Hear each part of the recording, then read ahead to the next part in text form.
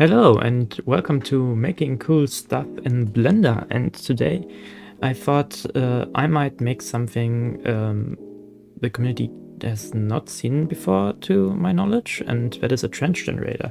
Something that has been requested, especially someone on No Limit Central asked me recently if I could make one, and I thought that sounds quick enough to maybe do it in like a 1 hour video. So as you can see, we are starting off in No Limits instead of Blender. That's because there's a problem that makes us required to start here. And the problem is, if you want to make a trench in the NL2 terrain, you have to cut through it. And you may say, well, I could lower it as well. Why do I need to cut into it? And as you can see, you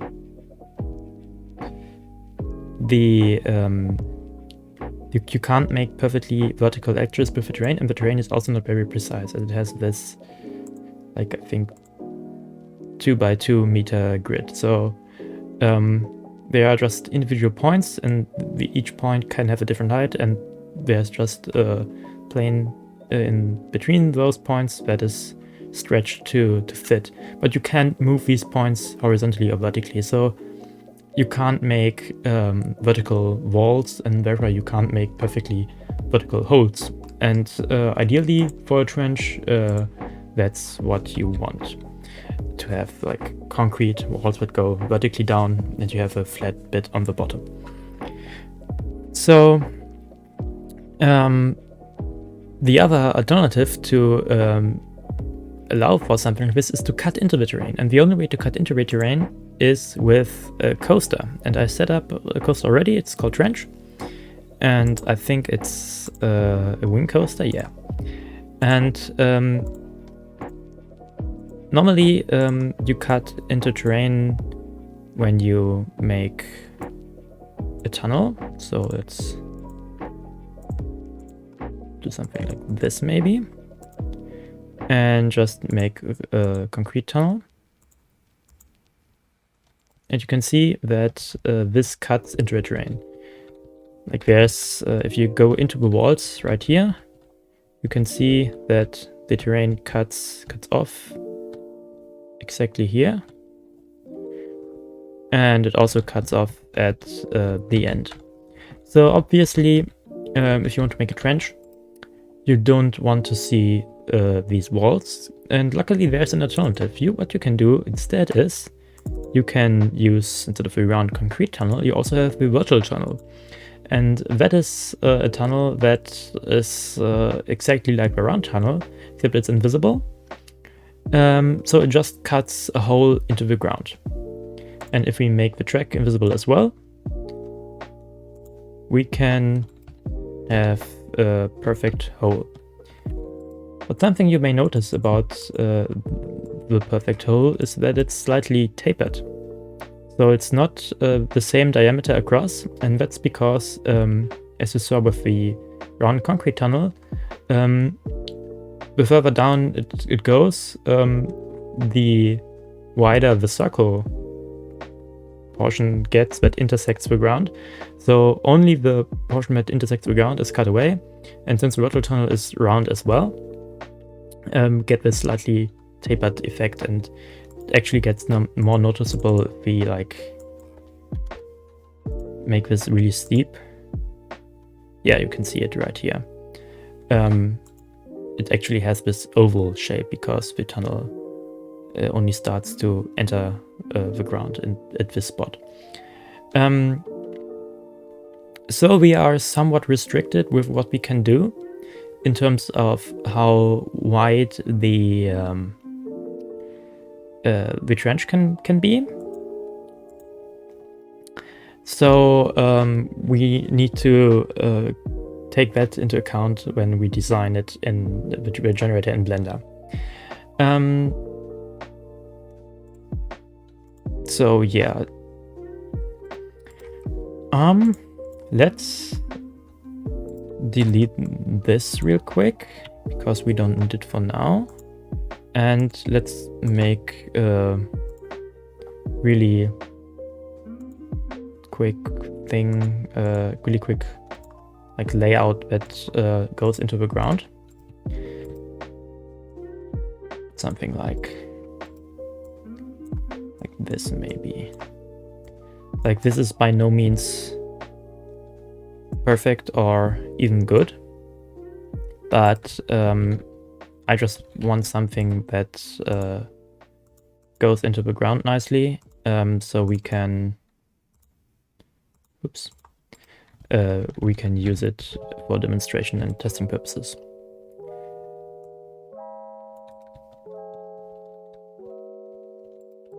All right, that looks all right. One thing I forgot is this coaster does not have hotlining, and if we want hotlining, we should probably enable that. So let's pick something more common. Let's maybe use a flawless coaster and give it let's use the default hardline, and so we know that and we don't know the hardline height of the default hardline, so I'm just going to maybe like, is it 1.2? Is it? No, it's actually more. Is it 1.3?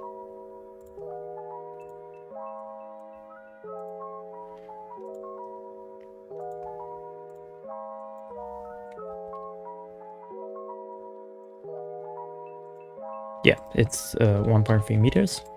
So let's keep that in mind. And now let's export. So yeah, now we are in Blender. I just exported the track, and I just made a little cut because I don't want to show all my files.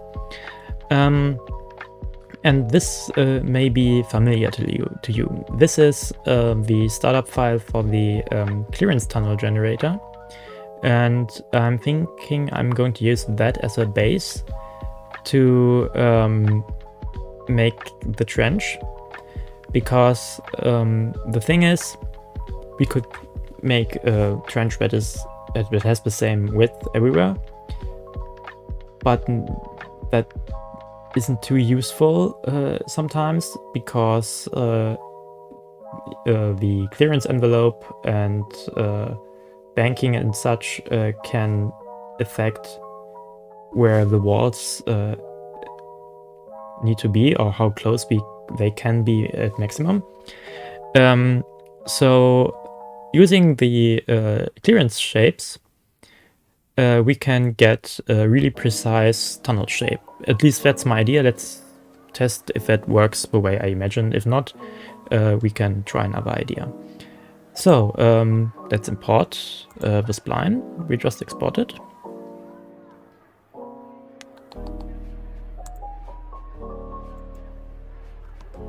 And this is what it looks like. Now I already selected the B&M Flawless. So this is the right clearance envelope for this coaster type. Now let's hop into geometry nodes and switch this off real quick. And we don't need to have this list displayed right now, so I'm going to switch that off. Now, as you can see, the geometry node setup for the clearance tunnel generator is really simple. I cleaned it up a little bit beforehand, so this stuff we don't need because we don't want to make clearance tunnels. Today is gone, so I had this functionality for making it double-sided, so you could also see the inside. So you can see right here, it's see-through from the inside. But I think this is a good starting point. So one more thing that is a bit of a problem or complication, I should rather say, is that if you go back to Unlimits for a second, This is flat terrain. And making it on flat terrain is not a problem. Making it on your own terrain is also not a problem, in theory. In practice, it's really hard, well, because there's not that easy way to export the NL2 terrain to Blender to make the clearance tunnel adapt to that terrain. However, what we can do instead is make terrain in Blender and transfer that to NL2. However, that requires NL2 Pro. So what I'm going to do today is I'm just going to assume flat ground, even though that does not cover our use cases. And we also have the third option of making the terrain entirely in Blender and just ignoring NL2 terrain and just moving the coaster high up enough so that we never have to deal with the NL2 terrain, which is also possible, but then you have to make terrain in Blender, and that's nothing I want to get into today. So what I'm going to assume is a flat park, or rather that the trenches are all at the default terrain height that you start out with. All right. To simulate where that terrain is, I'm going to add in a plane, and this is just going to be here, and we can make that like really large, like, well, it's not large enough even. This is good. So we can see where the trench needs to start and stop, because in my mind it makes more sense to choose where the trench starts and ends, rather than having every track piece that intersects with the ground get its own trench.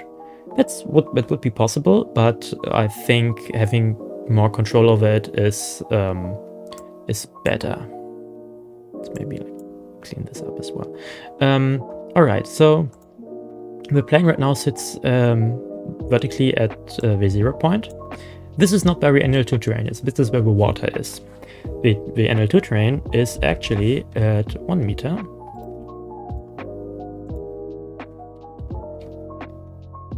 So this is what it looks like. Now let's get into the clearance tunnel, and actually let's rename this to trench. And let's add some functionality that lets us decide where the trench starts and ends, and also we don't need either of those anymore, I think. Okay, so for that we have a node that is called the trim curve node that says where does the curve we input start and end. So it starts at 0, so it's the start of the curve, and ends at 1 meter, then 1 meter offset from the start. So if we increase this to maybe around here, so to the point where the clearance envelope perfectly leaves the ground plane, and offset the start so that it's the case there as well. This looks good. And oh, this is some really shitty track shaping. However, this is where we want our trench to be. So my idea is we now have, when we look at it from the top, we know exactly now what the shape of the walls of a trench need to be to make a trench that perfectly fits the clearance envelope. Ideally, the trench would be a bit wider, just so it doesn't feel so narrow all the time, but this is the minimum we can do. And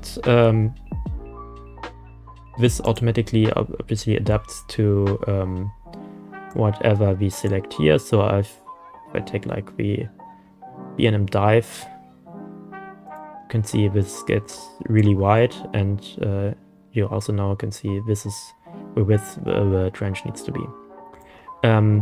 just so we can have this functionality and can easily change it later on. Now, when I showed you the width VidRange needs to have, I looked at it from the very top. But actually, if we look at it from the side, we no longer really can tell where the outside point is. However, what we can do, and I'm not quite sure if all this perfectly works later on, we can scale the geometry right here on the vertical axis, so the z-axis by 0. And that makes it... Oh no, this is the wrong spot. I want to squish the clearance envelope together, so this. Now let's maybe hide this plane.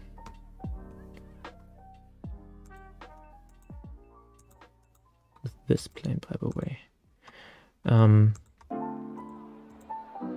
Yeah. Okay, so we have now the clearance tunnel in its squished form. And my idea is that we can somehow extract the outline of it.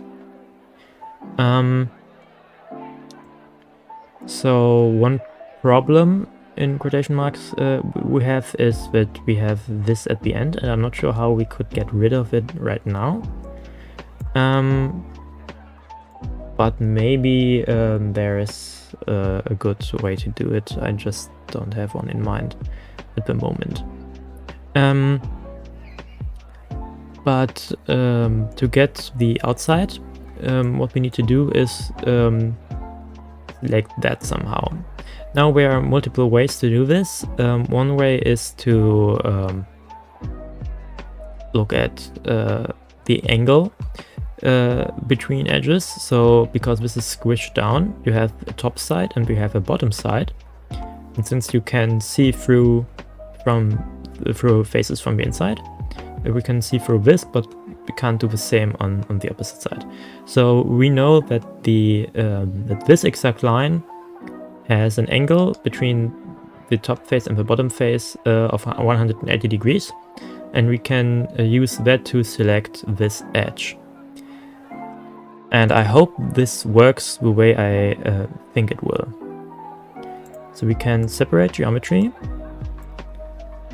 and we can separate it by by the edge angle. So we can say that every edge angle that is greater than, or rather, let's pick 170 for now, so it's really tight still, but it's not greater than 180, because once we go greater, we have a problem, because there is no possible way to make an angle that is greater than 180 degrees if we look at the smaller angle of both. And we plug this here in the selection, everything goes away, and that's because we typed this in thinking of degrees, but the output of this is in radians, like it says somewhere in the text. Yeah, the shortest angle in radians between two faces. So what we need to do instead is to duplicate this and convert the radians to degrees. And that still doesn't give us anything back, because this is the angle between edges, so this reads from edges, so it only affects edges. So yeah, this is what we get, and effectively the same thing we wanted. However, we have one problem, because if we take a look at the at this, you will see that we have this cut right here. So that is a bit problematic, because these get squished together. So you not only have a perfect 180 angle right here, but you will also get one right here and right here. So that is these angles are the lines we have over here. So now the question is there a reliable way to select the correct ones? And that's the thing I was unsure about in the beginning. We can convert these into curves, so if we want to select an entire thing, we can't just say, oh, I want to select edge 1 and 4 and delete 2 and 3, because this is not considered a whole edge. This is like many small edges. So it probably will just delete whatever it thinks are edge 2 and 3. But what we can do is we can convert it into a curve.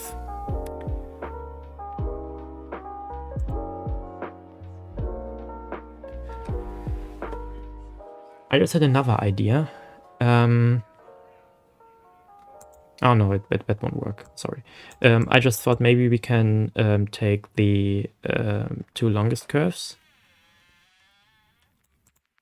and select it that way, because the outside is should always be the longest. And well, maybe that can work. We can select the longest for sure, and we also can select the shortest, and the shortest should be the inside. This could be good. So what we need to know now is the length of each curve. Also, by the way, by turning them into curves, we get... Oh no, I used the wrong node here. That's why it's gone. I was just wondering why the curves are gone. What we need to do is mesh to curve and not edge paths to curves. So this. So now this one of these is considered to be one curve.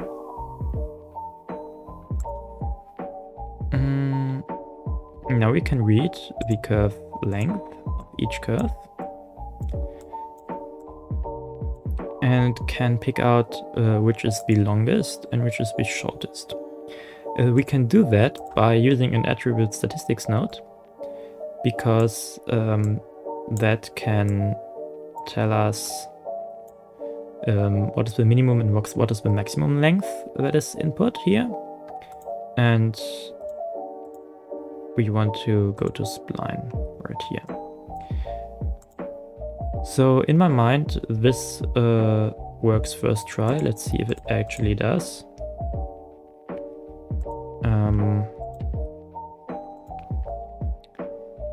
Let's do it slightly differently. Let's use delete splines. So since we don't have a selection right here, it deletes just all of them, which we obviously don't want. But what we can do instead is say I want to compare the length to the minimum, and I want it to be exact. This epsilon value tells you how close it needs to be, and if it's 0, it's like has to be exactly the same. And we can also do the same with the maximum. And now we can say everything that is where the maximum and this are identical, and the minimum, oh no, where the length and the minimum are identical, and this spline where the length and the maximum is identical. We want to keep those. So we can take an OR node. So if either of these are true for a particular spline, that's good. And now we need to invert that, because this is these are the ones we don't want to delete. So put this in here, and this is a bit odd. Huh.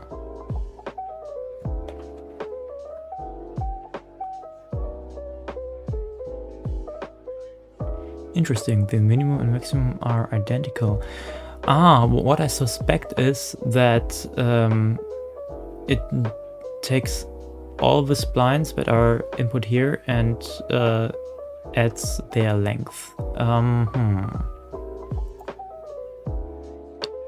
What we could do instead maybe is, because there's curve length and there's spline length, and I'm not sure why both of these exist. However, one just directly reads from the curves that are input here, and the other just and gives out. Oh yeah, this is something I should also explain. You may have noticed that there are nodes with dots, and there are nodes that have these like squares that are rotated and have a dot in the middle. Those are these are like constant values, so they aren't calculated for each thing individually that is put in. So this is probably why this is a circle, because it just calculates the length of all of these combined. But these nodes right here, these like compare it for each object. Yeah, and as you can see here, this statistics node has like fixed values as outputs, but it has a variable input for the attribute. So this is probably working better. No, it's not working better as well. Oh yeah, obviously, because we need to do this, I think. Yes, this works. Good. That makes me really happy, because now we have the perfect shape for the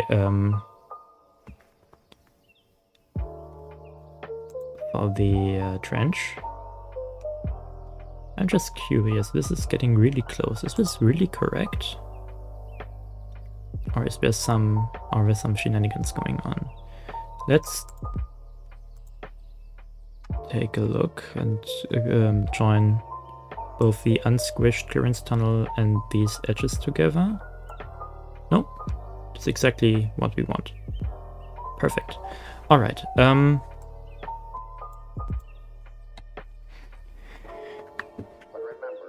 And now I'm curious about something else as well. Can we? So we obviously can make walls out of these curves, but I also need to have a plane at the bottom. So we need to fill the space in between the curves somehow. And I think the best way to do that is, first of all, try fill curve, because this is what it's supposed to do. It's filling the inside of curves, but we don't have like a closed loop, so maybe this just doesn't do anything at all. Maybe it does. It does something. It's a bit what like we want. What I don't get is, where is this edge right here coming from? Oh, it's closing these. So it's effectively making like this curve, and it closes it off here and fills that, and then it takes the second and cuts the result of the second away from the first and leaves this thing at the edge here. So this is just cut away from there. So this is not what we want.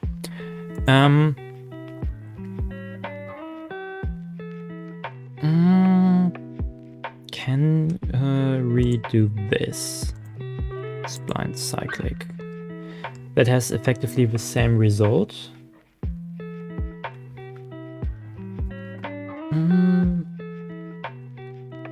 What what else could we do? We could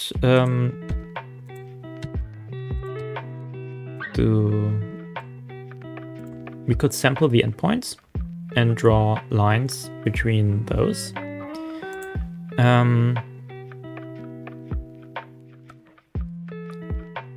And this might be a bit complicated.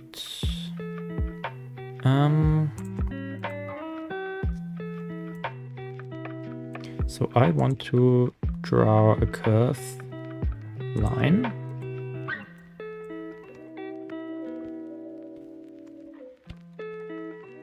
That has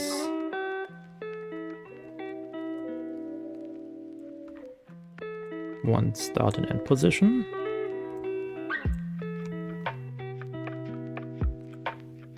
And let's join that up with this, so we know what it does. Right now it does nothing because the settings for both of these are the same. And so we start and end point are identical, so it just doesn't go anywhere. If we do this, this is what we end up with. If we increase, or if we keep this as 0 and take this, oh, this is exactly what we wanted. All right. So we can duplicate this setup and maybe clean the lines up a bit as well, so it's not that big of a mess. Maybe like move all of this a bit to the right.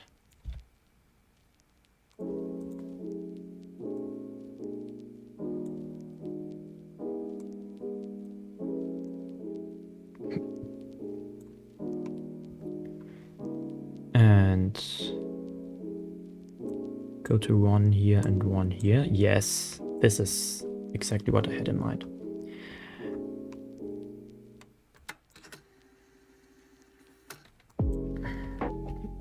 Maybe move this down so the lines don't overlap. So now all of these are curves, and even though it looks like this is now closed, it technically isn't, because we are just there's just a curve right here. It's just a line, but it's considered to be a curve in terms of how Blender handles it. So there are just 3 curves in the frame right now that share points, but those points are like just happen to be at the same spot and aren't. There's no physical connection. That's what I'm trying to say. We can get a physical connection by using the merge by distance thing right here, and let's just try this right now. And it gives us this information and says it has to be unsupported input type of a curve. So luckily for us, we can just convert the curve back into a mesh. So this is now a mesh, even though it looks the same. And then we can convert it back into a curve, because that now makes it one singular curve. So as you can see, it now says spline, and it has the 1 here. That means there's just one spline that is getting outputted. If we just plug this in, you can see it has 4. So this proves that we now have one closed loop here. And now if we use the fill curve, we should get exactly what we need.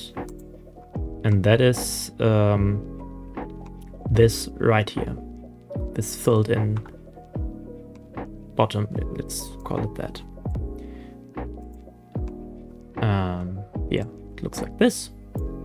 And this is something we can work with, because what we can do is we can extrude it upwards, like this. Or rather, what we want instead is to extrude it downwards. So we get all the... What's going on here? This is odd. Is there just a hole on the other side? Oh. Oh. This is really weird. software should not be this piece of mesh.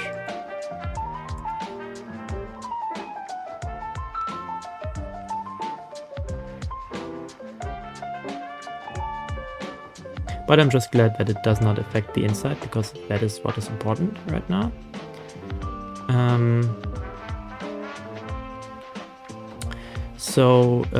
Yeah, now the next question is, how deep does this need to go?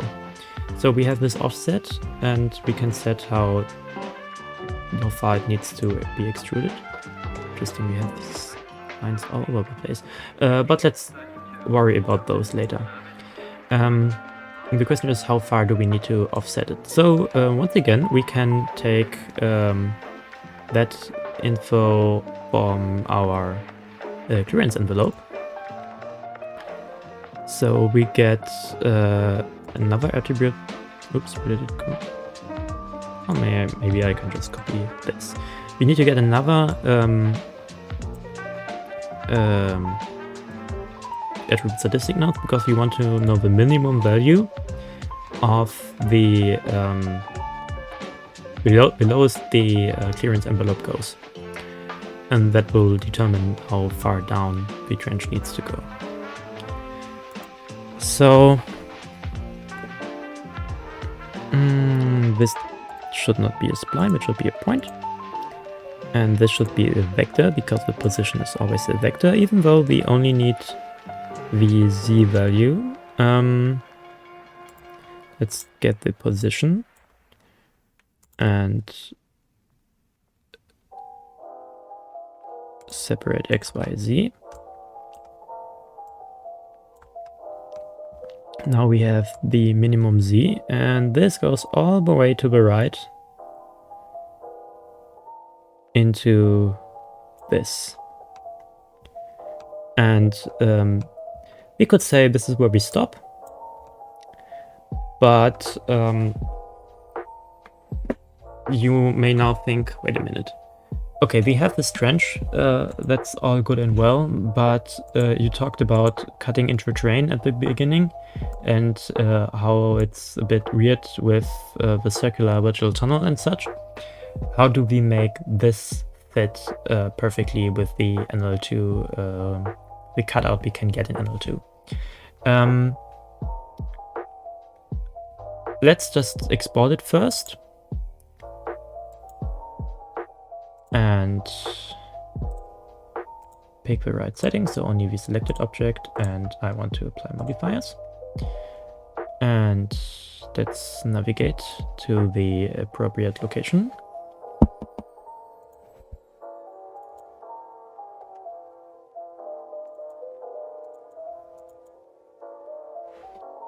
And let's go back into the limits and choose the trench.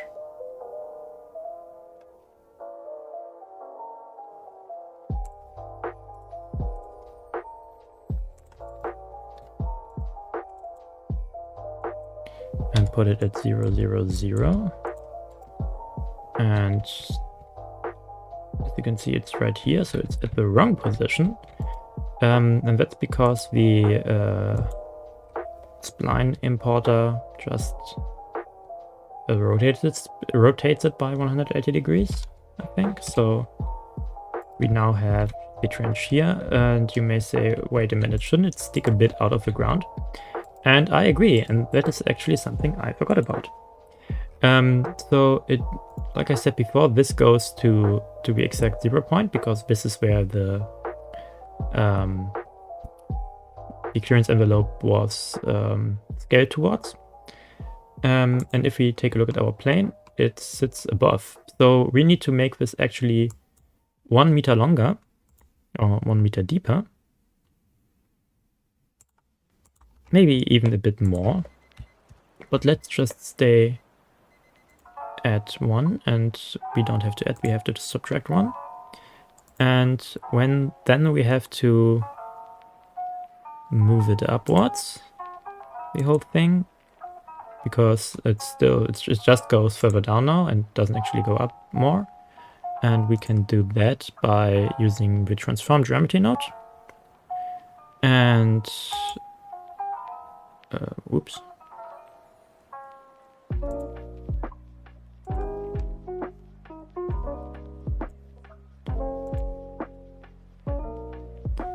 And maybe get a value.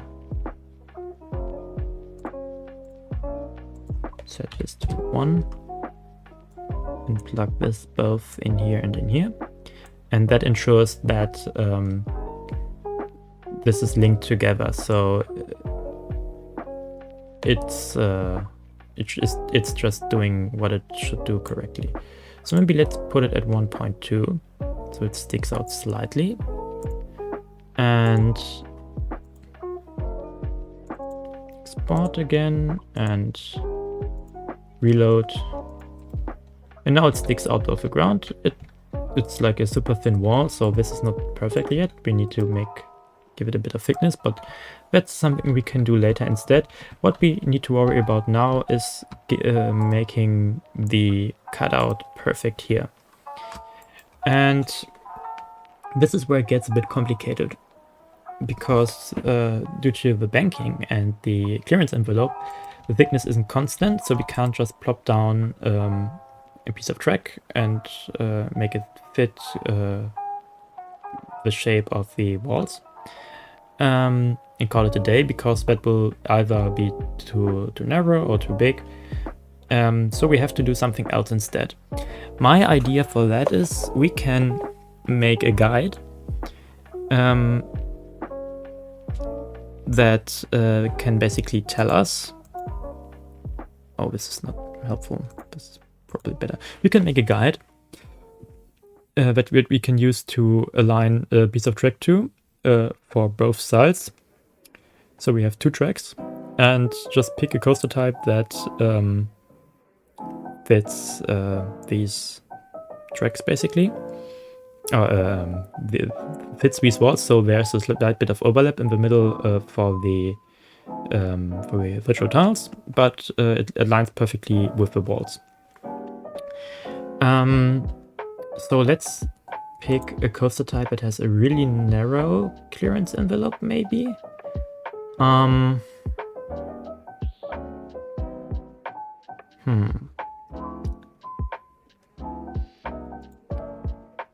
Let's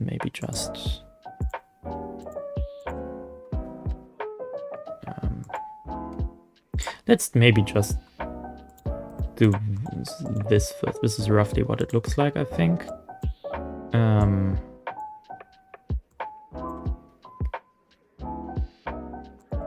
And this is supposed to be invisible and a virtual tunnel. They freeze this. Oh, this is way off, actually.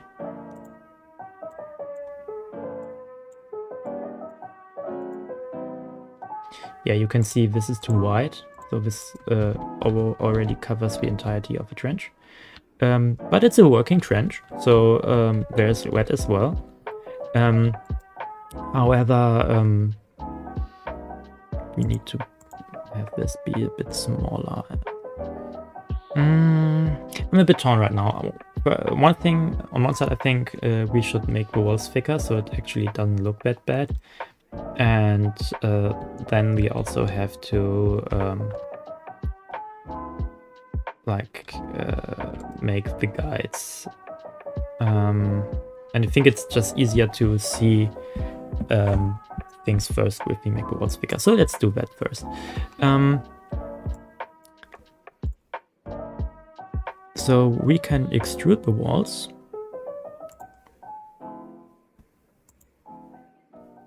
And that looks a bit weird, so let's also remove that plane. So we don't want this to be individual. We want it to be... Oh, this is really... Oh no, now these vertical lines come back to haunt us, don't they? Huh. Wait a second. If we disable this and this, is there any weird glitching going on here? No, it isn't.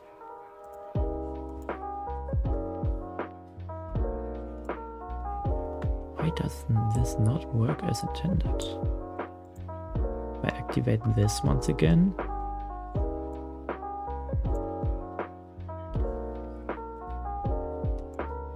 Huh.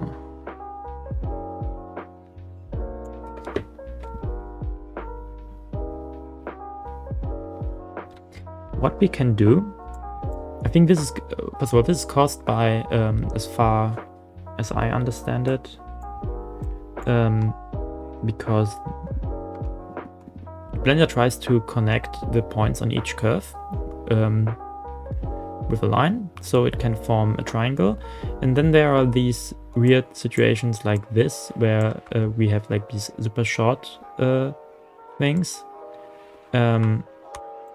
So it does weird stuff, and I think that messes with the overall calculation of this floor.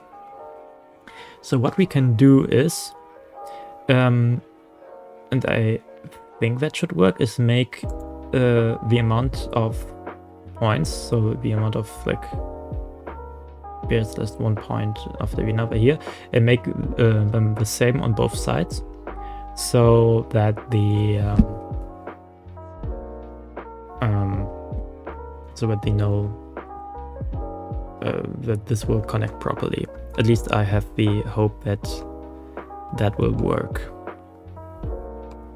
So what we need to do before we do or rather before we do the attaching of these, and but after we delete the unwanted geometry or the unwanted splines,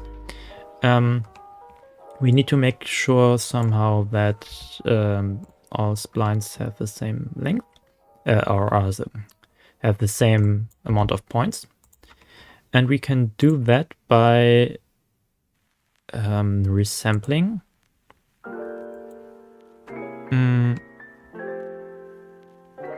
So this is just set to 10, so each curve has just 10 points.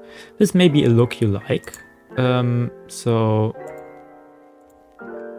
maybe this is what you want.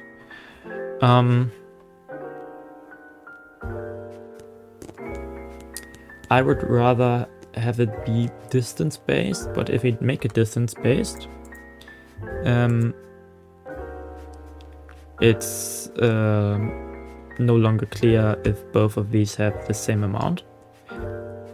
So I think we should calculate for the longer curve how many we need, and just do that for both, so that we have a smooth surface, but we also know how many points each curve needs to have. So we can just reuse this one down here,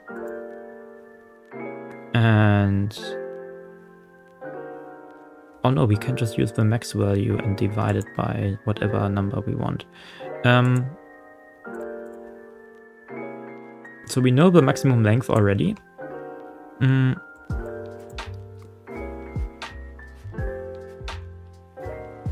And we want to divide the sections into we want to know the count, so we have to divide it by a certain length. So this is that little brain part there. So this should make half-meter long balls, and now you can see that these weird double lines that are short next to each other are gone. And I think that should make this better.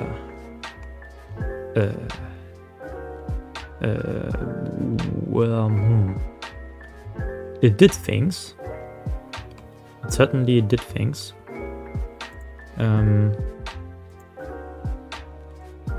But obviously it did not do the things I had in mind. We make this negative. Why does this... Why do the walls tilt? That's odd.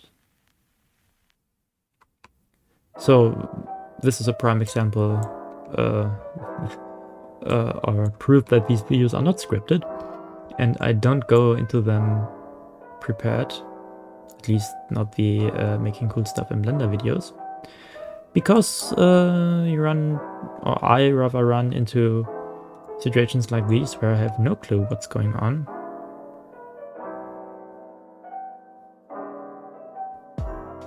And that just makes things weird. Maybe let's do just this side. Does this make it? Oh yes, this makes it much better.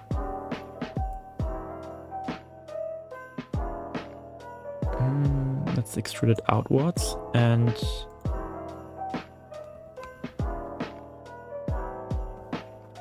wait. This makes it bigger to the outside. If we now flip this, so we flip the faces, we now get this, but we lost the inside, but we can quickly get that back.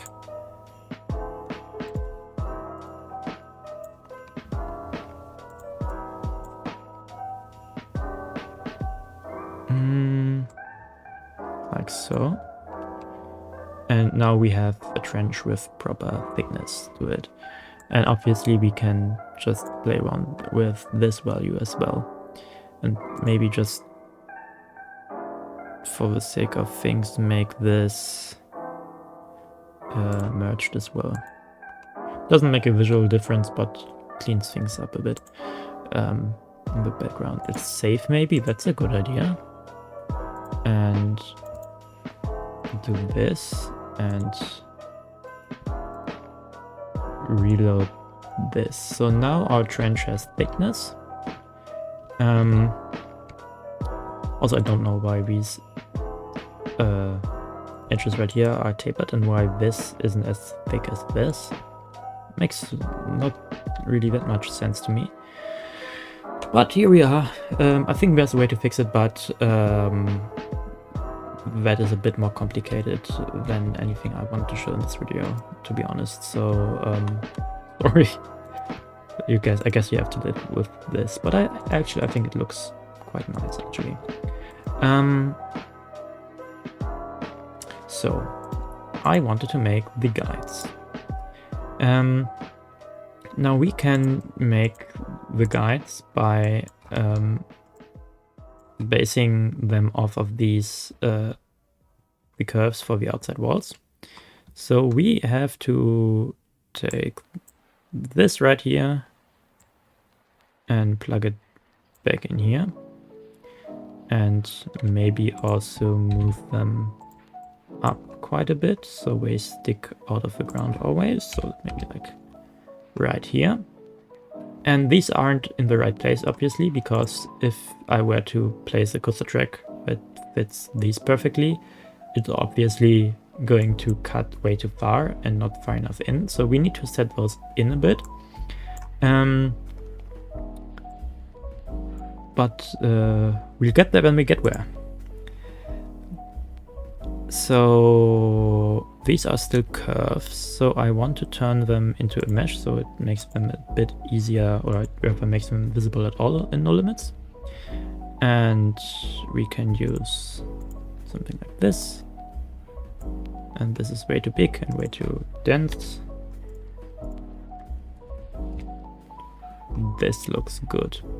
And since we don't want to have these in our park in the end, let's just put in this switch. Switch allows us to check if something, if geometry or whatever, we can pick everything we want here, is supposed to be passed through or not. And this is really nice for exactly this purpose. If you want to switch between different setups depending on other situations. So what we need now is a group input. We have one right here. I could just grab one from here and move this all the way here. And we can just drag from a new point right here and go into switch and rename this to oh no, I'm not yelling. So no big letters, no capital letters are required. So export guides, if we click yes, these appear. If we don't click it, they disappear. Let's just pick a coaster type for this that has a relatively small clearance envelope. And we can see how big it is by doing exactly this and then moving it back down. So it goes through the ground, and then we can make this a virtual tunnel.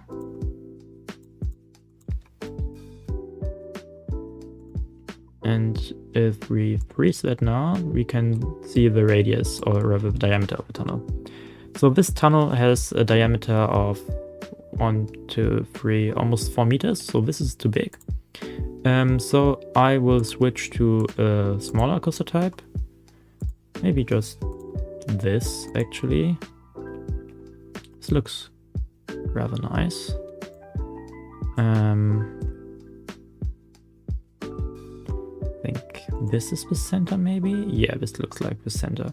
So it's 1 meter 40, maybe 45 in terms of radius. So this is what we need to offset the guide by if we want to use this coaster type. So let's try that maybe. First of all, let's have them shown like so. And let's offset them. And now I'm curious if this works the way I hope it does. Because we can set position and we can put in an offset, and that just offsets the points. But as you can see, this is like one of these inputs. So this can be different for every point. And we can base this on the normal of the curve. And you may think, wait, this just moved it in this direction, but you can see it didn't move all the points in the same direction, because now the guides are like they were moved in the direction they were facing. So the normal of a curve always goes to the side, but it also tilts with the banking. But since we got rid of the banking by scaling it and just taking the edges from the side, the normal is just going horizontally. If we had problems where there was a node to reset the banking and reorient the normals, like we probably should go. So maybe let's focus on the first guide first. So we need to move it by like 1.4. So the normal vector is 1 meter long. So we need to multiply it by, or scale it by the value. So let's say 1.4. And we need to move the other in. So this is the guide for this wall, but this is obviously going further away. This should also go in. And here's a thing I'm a bit worried about, because do we always know which curve? Because here's the thing, I can just say, all right, pick the pick one curve and make that where I pick the first one and apply this scale to it, and if I go minus 1.4, it's the other. So I can just say, well, first one do this, or the second one do that. But do we know which one is the first or the second one? And that is the problem.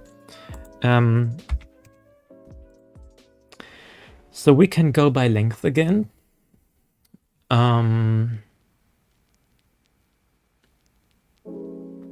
We can, yeah, let's maybe go by length. So we longer one, so we effectively need 2 set positions. They just duplicate this entire setup.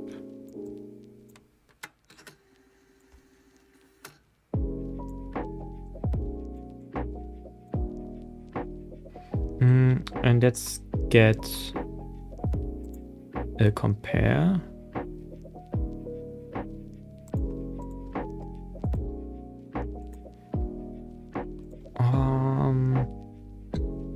We can just grab from these 2 nodes right here. So for the shorter one, we want to use the first one, I think. And for the second one, we want to use the curve that is the longer one. So now both are set inwards, aren't they? Wait a second.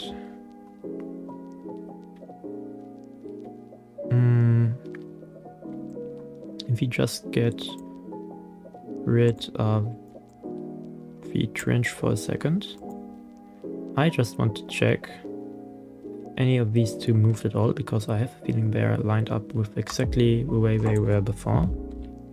Yeah, both of these don't do anything.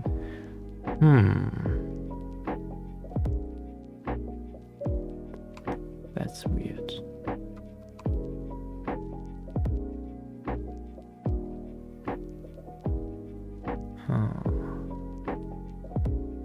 This is really weird, because the length shouldn't have changed in between, because we did not distort the curves in any way.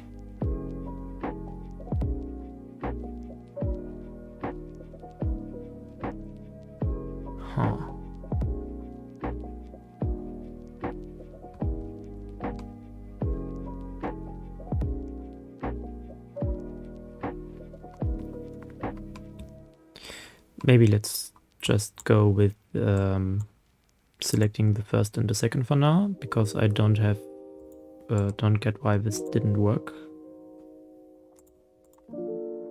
And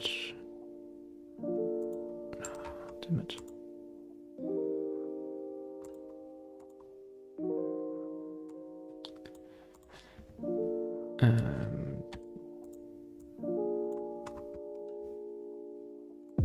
Somehow got rid of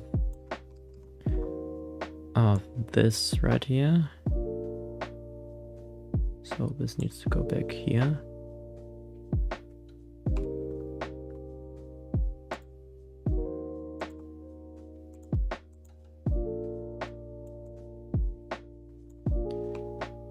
And the second one needs to do this. Oh.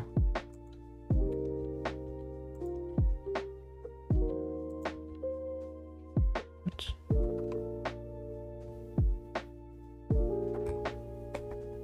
This is weird. But this also...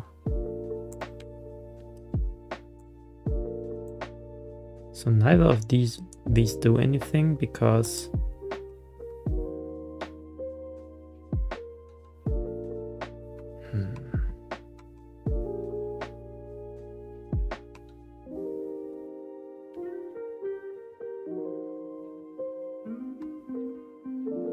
let's skip the curve to mesh for now.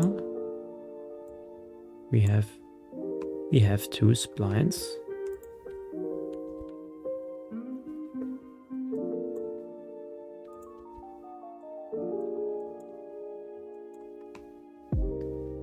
One there the index is 1. That should be moved. Something fishy is going on here. This wasn't something I imagined to be difficult at all. And I've moved splines around like this many times, so I don't get where the problem is. Maybe let's just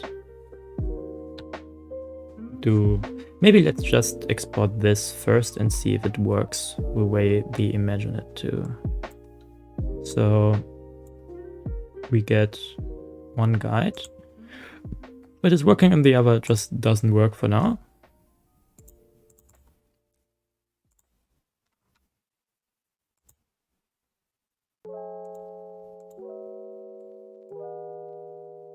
And let's unfreeze trench. And now we see exactly where the guide is.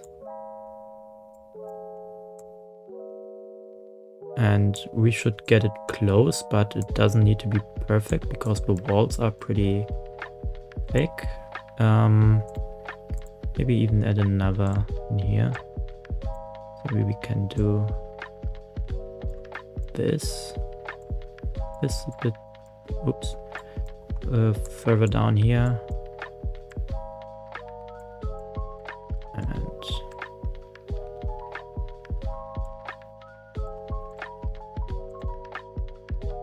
set this end here.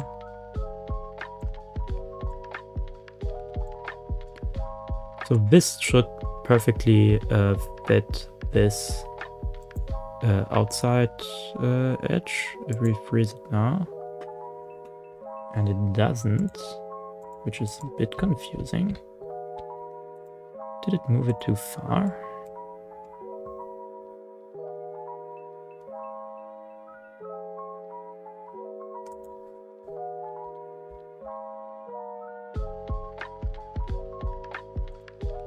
Or didn't we go low enough? We probably didn't go low enough.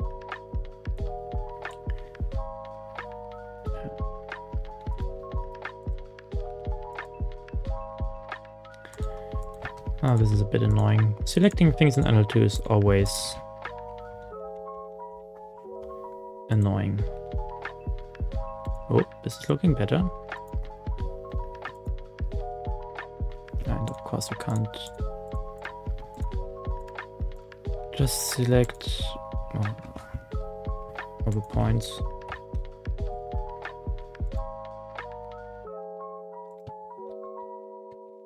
So this is really good already. As you can see, it just barely scrapes the outside.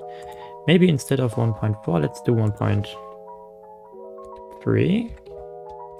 So it goes a bit further in, and that should do the trick.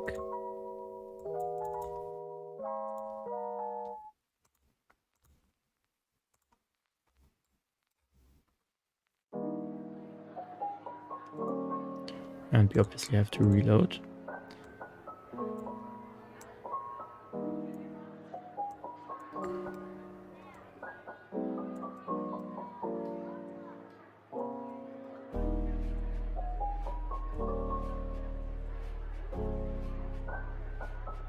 And if we freeze now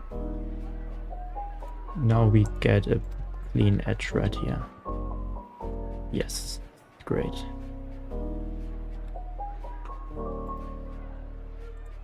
And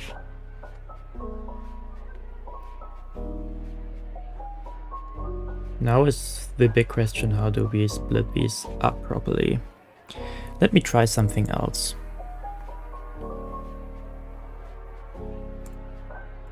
Let's split splines and let's look at the index again.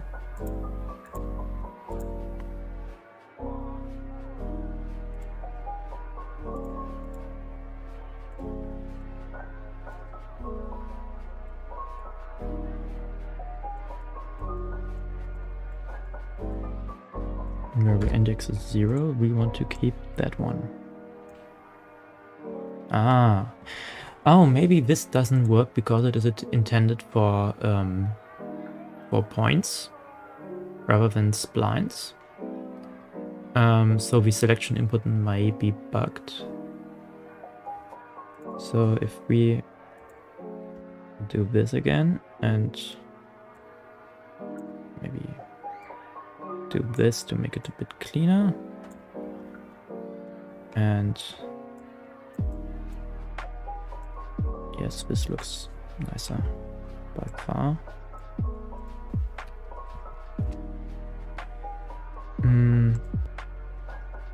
And make this 1. Oops. 1. So then we can join these back up. And now this one needs to be negative 1.3. Great. So this should be really close to the final product, and the video got already a bit longer than I had hoped. But this is also way better end product than I had hoped, to be honest.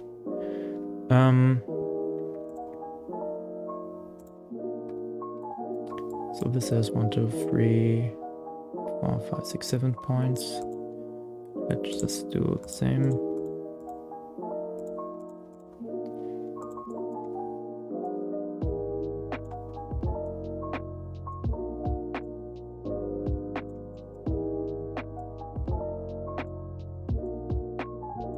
This is just really rough first placing.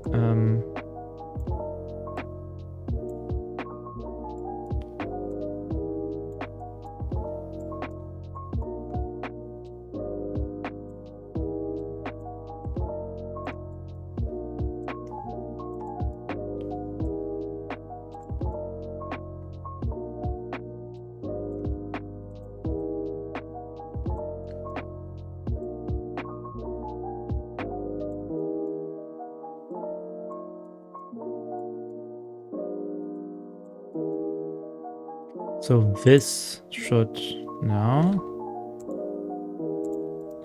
be correct.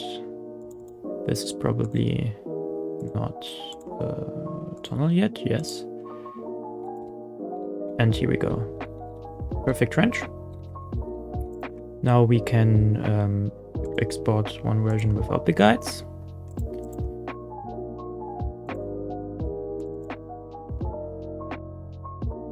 And go into no limits. And now we can freeze the coaster. And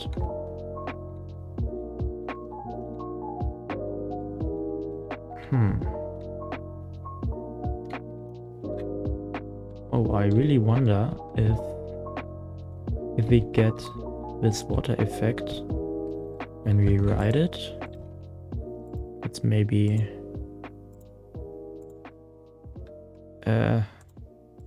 make the world's worst flawless coaster and make this oh no, oh this is bad. If I change the layout now, I'm just going to do this. I'm just going to make this a break. So a train can go there and we can freeze that. And we can ride the train and check if it looks weird. It does indeed look weird. What we can do though in here is we can also make this a virtual tunnel.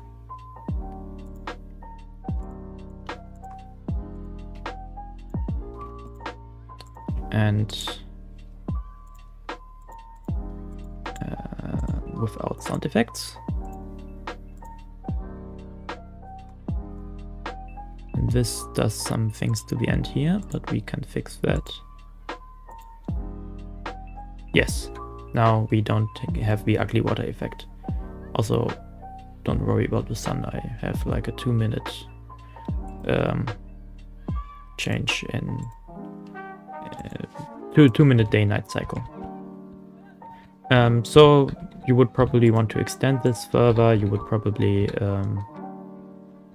maybe make it a bit wider as well. So you can obviously implement some additional things to make it go down a bit further, because now this is like really far down, like there is no place for footer. The tracks even intersects with the bottom of the trench. But this is like the minimum trench size you can have, and if you want to make it bigger, make it bigger.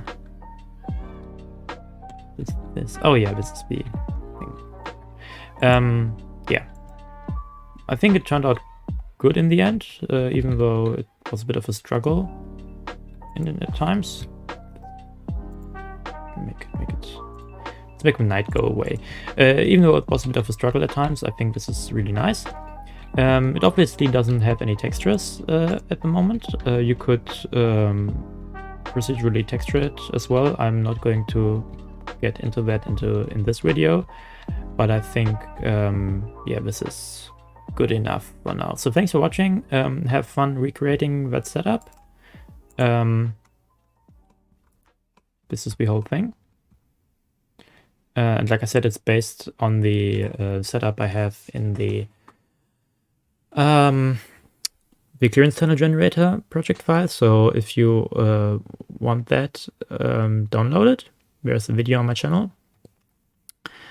And all the rest is just what we made in this video. So this should be possible to recreate for you on your own.